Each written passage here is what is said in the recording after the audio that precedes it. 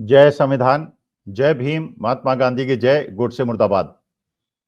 देखिए, आज मैं उन दो आर्थिक विषयों पे बात करना चाहता हूं जो कि भारत सरकार ने ये सोचकर किए हैं कि इससे देश के मध्यम वर्ग को फायदा होगा, वोट की फसल कटेगी और जनता के अंदर एक मैसेज जाएगा कि भारत सरकार केवल बड़े बड़े पूंजीपतियों के ऋण नहीं माफ करती है, 14-15 लाख करोड़ के ऋण नहीं माफ करती है, गरीबों के को 80 करोड़ लोगों को मुफ्त अनाज नहीं देती है, बल्कि मध्यम वर्ग के बारे में भी सोचती है। ये सोचकर ये दो निर्णय लिए गए।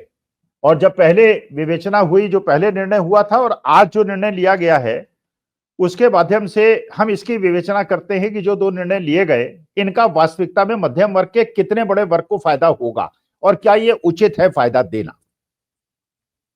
देखा, पहला निर्णय लिया गया कि जो 12 लाख तक की तनख्वाह वाले लोग हैं उन्हें इनकम टैक्स नहीं देना होगा, लेकिन ये वो लोग हैं जो कि न्यू टैक्स रिजीम में हैं। भाई, जो लोग सेविंग में ज्यादा विश्वास करते हैं, डिडक्शन में ज्यादा विश्वास करते हैं, वो ओल्ड टैक्स रिजीम में है और नए लोग न्यू टैक्स रिजीम में है। चलिए, ये हो सकता है ये माना गया कि ये शायद इसलिए किया गया है कि लोग ओल्ड टैक्स रिजीम से न्यू टैक्स रिजीम में आ जाएं और बहुत ज्यादा सेविंग न करें और बाजार में खर्चा करें। जब बाजार में खर्चा करेंगे तो शेयर मार्केट उठेगा और जीडीपी बढ़ेगी। ये हो सकता है उनके दिमाग में हो, लेकिन मैंने वीडियो बनाया, आपके सामने पेश किया कि देश के अंदर केवल 3.5 करोड़ लोग ऐसे हैं जो टैक्स देते हैं।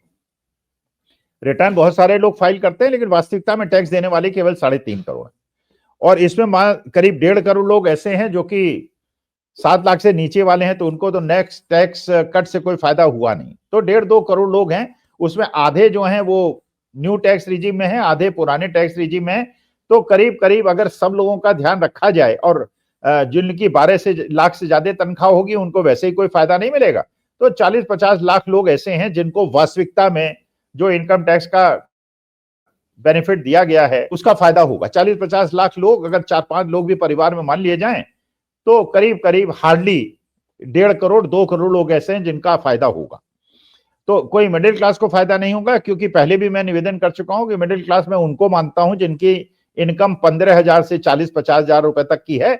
1 लाख रुपए महीना या 12 लाख रुपए साल कमाने वालों को मैं मिडिल क्लास नहीं मानता। मैं भी अपने को भी मिडिल क्लास नहीं मानता भारत के परिवेश में, क्योंकि 90% लोग देश के अंदर ऐसे हैं जिनकी तनख्वाह 25-30 हजार रुपए महीना है।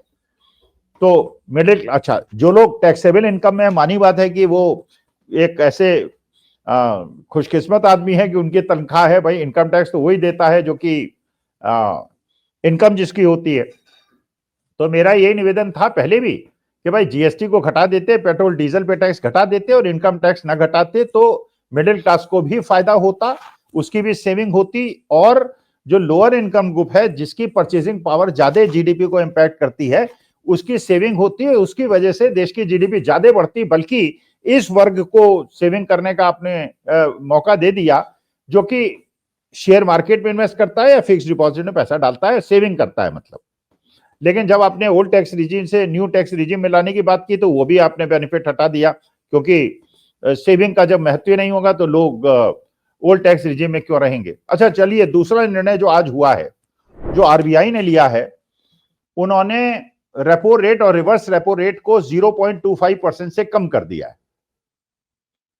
रेपो रेट और रिवर्स रेपो रेट क्या होता है कि जैसे बैंक के पास जब सरप्लस पैसा होता है, मैंने जैसे पहले भी मैंने आपको बताया था, एक चीज होती है सीआरआर, एक होती है एसएलआर। सीआरआर का मतलब कैश रिजर्व रेशो और एसएलआर का मतलब होता है स्टैच्यूटरी लिक्विडिटी रेशो। मतलब हर बैंक को ये कहा जाता है जितना भी पैसा आपके पास आए वो पूरा का पूरा बांट मत दीजिए, कहीं ऐसा ना हो कि लोग पैसा मांगने आ जाएं, क्योंकि जो लोन देंगे उसमें तो इंस्टॉलमेंट्स होते हैं, वो तो एक साथ वापस नहीं आएगा। तो आप इतना परसेंट तो रखिए कैश में हमेशा, और इतना हमेशा रखिए गवर्नमेंट सिक्योरिटीज में। तो कैश रिजर्व रेशो माने इतना कैश रखिए, और एसएलआर मतलब स्टैच्यूटरी लिक्विडिटी रेशो इतना गवर्नमेंट सिक्योरिटीज में रखिए।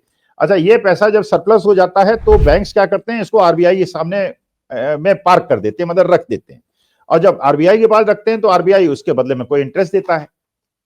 अच्छा, कभी कभी ऐसा होता है कि बैंक्स को पैसे की जरूरत हो जाती है, वो आरबीआई से मांग लेता है। कभी कभी बैंक को जरूरत होती है, वो आरबीआई में पैसा जमा करा देता है। तो जब बैंक आरबीआई में पैसा जमा कराते हैं तो रेपो रेट होता है, जब आरबीआई बैंक से पैसा उसका लेती है तो रिवर्स रेपो रेट होता है, रिवर्स रेपो रेट का जो इंटरेस्ट रेट है वो रेपो रेट से कम होता है, मतलब आरबीआई कम इंटरेस्ट बैंक को देती है और बैंक को जब वो इंटरेस्ट देना होता है तो कम देती है, मानी बात है, उसी वजह से आरबीआई को फायदा होता है। खैर ये मुद्दा तो एक हो गया। जो ये आरबीआई ने इंटरेस्ट रेट में कमी की है और इसको ही दिखाया जा रहा है कि साहब जो होम लोन लेने वाले हैं, जो कार लोन लेने वाले हैं, उनको बहुत ज्यादा फायदा होगा। अब मैं इसका विश्लेषण करना चाहता हूं। देखिए देश में दो तरह के लोग हैं, एक वो जो है बैंक में पैसा जमा कराते हैं, डिपॉजिट कराते हैं, चाहे सेविंग्स बैंक में कराएं, चाहे वो एफडी में कराएं, चाहे किसी तरह से कराएं। एक वर्ग ऐसा है जो बैंक से लोन लेता है। ज्यादातर लोन जो लेते हैं, मोटे लोन होते हैं, वो इंडस्ट्री लेता है। और इंडस्ट्री कौन है? पूंजीपति, बड़े बड़े पूंजीपति हैं, बड़े बड़े पैसे वाले लोग हैं, वो पैसा लेते हैं। जो होम लोन लेते हैं, कार लोन लेते हैं, स्कूटर लोन लेते हैं, वो भी एक छोटा बहुत बड़ा वर्ग है। मतलब 80% 90% पैसा तो इंडस्ट्री के पास जाता है और 10-5% पैसा ऐसा है जो कार और होम लोन वालों के पास जाता है। तो ये लोग हैं जो बैंक से पैसा लेते हैं लोन पे। अच्छा, 90% लोग ऐसे हैं जो कि बैंक में पैसा जमा कराते हैं। और जो बैंक में पैसा जमा कराता है वो कौन होता है? वो लोअर इनकम ग्रुप का आदमी होता है, मिडिल इनकम ग्रुप का आदमी होता है, जो इंटरेस्ट के लालच में बैंक में पैसा जमा कराता है। तो इसका मतलब यह है कि जो लोन लेने वाले हैं वो थोड़े इकोनॉमिकली बेटर ऑफ हैं और जो बैंक में पैसा जमा कराते हैं वो इकोनॉमिकली थोड़े से वर्स ऑफ है। जब आप इंटरेस्ट रेट को कम कर देते हैं, फायदा किसको होता है? जो लोन लेता है। तो ठीक है, आप कह रहे हैं मिडिल क्लास को फायदा हो गया, लेकिन ज्यादातर 90% मिडिल क्लास तो ऐसी है जो बैंक में पैसा जमा कराती है, जिसका इंटरेस्ट रेट डिपॉजिट का कम हो जाएगा, उसको तो नुकसान हो जाएगा। और 10% ऐसी मिडिल क्लास है जो लोन लेती है, उसको फायदा हो जाएगा। चलिए, और फायदा किसको होगा? इंडस्ट्री को होगा, इंडस्ट्रियलिस्ट को होगा, कैपिटलिस्ट को होगा। तो एक तरह से डायरेक्टली आपने इंडस्ट्रियलिस्ट को फायदा पहुंचा दिया। और जो पैसा जमा कराने वाले, अच्छा हम जैसे सीनियर सिटीजन हैं, भाई हमारी इनकम तो है नहीं, मतलब जो भी इनकम है वो इंटरेस्ट से है या शेयर मार्केट से है या जो थोड़ी बहुत मेहनत करेंगे पैसा कमा लेते हैं। तो अगर ये पैसा हम एफडी में जमा कराएंगे तो इंटरेस्ट कम हो जाएगा, तो हमारी इनकम कम हो जाएगी। ये ज्यादातर सीनियर सिटीजन्स या जिनको पेंशन नहीं मिलती है उनको ये परेशानी आएगी कि जब वो बैंक में पैसा जमा कराएंगे तो उनका इंटरेस्ट रेट डिपॉजिट का 0.25% कम हो जाएगा और इंडस्ट्री को फायदा हो जाएगा।